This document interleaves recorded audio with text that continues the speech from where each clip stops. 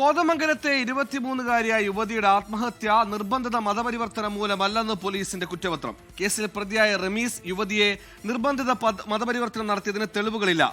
പ്രണയം തുടരാനാകില്ലെന്ന മനോവിഷമത്തിലാണ് യുവതി ആത്മഹത്യ ചെയ്തതെന്നാണ് പോലീസ് പറയുന്നത്.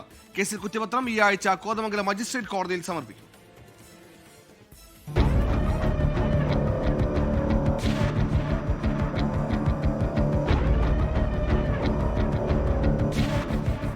കഴിഞ്ഞ ഓഗസ്റ്റ് 9-ാം തീയതിയാണ് കോതമംഗലം സ്വദേശിയായ 23-കാരി ജീവനൊടുക്കുന്നത്.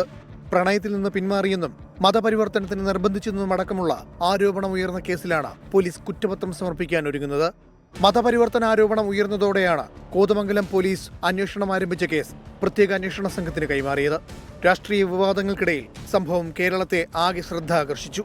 മുൻ മന്ത്രിമാർ മുതൽ കേന്ദ്രമന്ത്രിമാർ വരെ വിഷയം ഏറ്റെടുത്തു. ലവ് ജിഹാദ് എന്ന ആരോപണത്തിലൂടെ മുന്നോട്ടു പോയ കേസിലാണ് പോലീസ് കുറ്റപത്രം സമർപ്പിക്കാൻ ഒരുങ്ങുന്നത്.